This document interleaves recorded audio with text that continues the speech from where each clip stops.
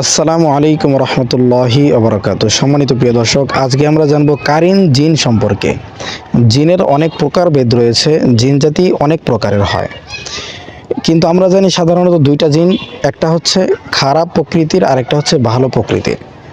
যেগুলো খারাপ তাদের ভিতর অনেক প্রকৃতির আছে। কারিন জিন এটা কি?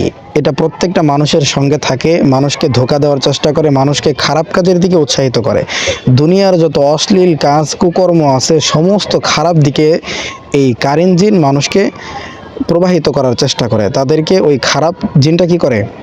খারাপ কাজের প্রতি উৎসাহিত করার চেষ্টা করে থাকে। এজন্য আমরা কারিন জিন সম্পর্কে জানবো, যে কারিন জিনকে আমরা কিভাবে আমাদের গোলাম বানিয়ে ফেলবো, আমাদের দাসী বানিয়ে ফেলবো। কারিন জিন আমাদেরকে কোনো প্রকার ধোঁকা দিতে পারবে না, আমাদের উপর কোনো প্রকার কুমন্ত্রণা দিতে পারবে না, আমাদেরকে আল্লাহ তাআলার ইবাদত এবং গাফেল থেকে কারিন জিন কোনো কিছুই করতে পারবে না। আমরা সে সম্পর্কে আজকের ভিডিও থেকে কিছু আমল জানবো, যে আমলগুলো আমাদের জানা অত্যন্ত জরুরি এবং খুবই প্রয়োজনীয়। যে আমলগুলো আমরা করলে আমাদের সন্তান সহ আমাদের আত্মীয় স্বজন সকলেই সুরক্ষিত থাকবে। আমরা তাদেরকেও এই ভিডিও থেকে জানবো, তাদেরকেও এই ভিডিওর মাধ্যমে তাদেরকেও জানানোর চেষ্টা করব, তাদেরকে বোঝানোর চেষ্টা করব কারিন জিনটা কি। আসলে কারিন জিন আমাদের সর্বপ্রথম জানতে হবে যে কারিন জিনটা কি। এই জিনটা বাম পাশে থাকে, এটা একটা খারাপ জিন। এই জিনটা মানুষকে খারাপ কাজের প্রতি উৎসাহিত করে থাকে। প্রিয় ভাই আমার, এই কারিন জিনকে কিভাবে আপনি আপনার বশে আনবেন? আপনি যে কথাটা বলবেন কারিন জিন সে কথাই শুনতে বাধ্য হবে। আপনার কথায় কারিন জিন উঠবে বসবে, আপনাকে কোনো ধোঁকা দেওয়ার চেষ্টা করবে না। আপনি যদি চান সে কারিন জিনকে হাজিরও করতে পারবেন। আপনি চাইলে আপনার সঙ্গে যে খারাপ জিনটা আছে এটাকে আপনি হাজিরও করতে পারবেন। আমরা জানি যে জিন কিন্তু অনেক সময় অনেক সুরত ধরতে পারে। আল্লাহ তাআলা তাদেরকে এই ক্ষমতাটা দিয়েছে। তারা এক এক সময় সাপের আকৃতি ধারণ করতে পারে, এক এক সময় বিড়ালের আকৃতি ধারণ করতে পারে, এক এক সময় কুকুরের আকৃতিও ধারণ করতে পারে, আবার কখনো মানুষের আকৃতিও ধারণ করে। এখন যেগুলো খারাপ জিন, তাদের কাজ হচ্ছে কি, যে তারা যে কোনোভাবেই মানুষদেরকে ধোঁকা দিবে, মানুষদেরকে তাদের উপর চড়ে বসবে। আমি জিন সম্পর্কে মোটামুটি অনেক আইডিয়া আমার ভিতর চলে আসছে, জিন জাতি কেমন হতে পারে।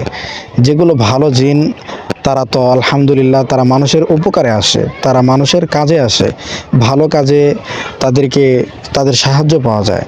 কিন্তু যেগুলো খারাপ জিন এরা কতটা ভয়াবহ হতে পারে, যদি আপনারা ভিডিওটা সম্পূর্ণ দেখেন তাহলে বুঝতে পারবেন, নতুবা আগামাতা কিছুই বুঝবেন না। এজন্য বলবো ভিডিওটি সম্পূর্ণ দেখার চেষ্টা করবেন এবং কারিন জিনকে আপনি আপনার বশে আনবেন। আপনি যে কথাটা বলবেন কারিন জিন সে কথাটা শুনতে বাধ্য হবে। সম্মানিত প্রিয় দিনী ভাই বোন, আমরা কারিন জিনকে বশে আনতে চাইলে আমাদের যেটা করতে হবে, আমরা নিয়মিত প্রতিদিন আয়াতুল কুরসি 100 বার করে পাঠ করব। প্রতিদিন আয়াতুল কুরসি 100 বার করে পাঠ করব, তাও রাত্রি 12টার পর। রাত 12টার পর আমরা আয়াতুল কুরসি 100 বার করে পাঠ করব এবং এর সাথে কিছু দোয়া জিকির আজগার যেগুলো আমরা করি, আমরা এরকমভাবে আল্লাহ তাআলার যেগুলো সিফাতি বিশিষ্ট গুণবাচক নামগুলো রয়েছে আমরা সে নাম ধরে কয়েকটা নাম বারবার জিকির করার চেষ্টা করব, বারবার জিকির করার চেষ্টা করব। তারপর আবার 100 বার আমরা আয়াতুল কুরসি পড়ব। তারপর 20 থেকে 25 বারের মতো আমরা দুরূদ ইব্রাহিম পাঠ করব। তারপর আমরা সূরা জিনটা পড়ব 41 বার। মনে মনে কারিন জিনকে সামনে আনার চেষ্টা করব। তাহলে অবশ্যই কারিন জিন আমাদের সামনে আসবে, আমাদের সঙ্গে কথা বলবে।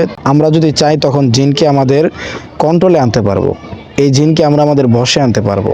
প্রিয় ভাই আমার, আপনারা আবার কেউ এই আমলটি করতে যায় না, তাহলে কিন্তু বিপদে পড়বেন। আমি বারবার বলতেছি, কেউ কিন্তু এই আমলটি করবেন না, বিপদে পড়ে যাবেন। সুতরাং আপনি চাইলে কারিন জিনকে হাজির করতে পারেন, কিন্তু এই জিনকে যদি আপনি হাজির করেন, আপনি যতটুকু ভালো আছেন তার থেকে আরও বেশি খারাপ হয়ে যাবেন। তারা আপনাকে খারাপ অবস্থা করে ছাড়বে। সুতরাং দরকার নেই জিন হাজির, এই কারিন জিনকে হাজির করার। ও যেভাবে আছে সেভাবেই থাকতে দেন। আপনি আপনার মতো করে ঈমানকে শক্ত করার চেষ্টা করেন। অবশ্যই দেখবেন 5 ওয়াক্ত নামাজের পর প্রতিদিন আয়াতুল কুরসি পাঠ করবেন একবার করে। 5 ওয়াক্ত নামাজের পর আয়াতুল কুরসি একবার করে পাঠ করবেন এবং যখন বাথরুমে প্রবেশ করবেন, বাথরুমে প্রবেশ করার সময় বাথরুমের দোয়া পরে তারপর প্রবেশ করবেন। যখন বাথরুম থেকে বের হবেন তখন বাথরুমের দোয়া পরে তারপর বের হবেন।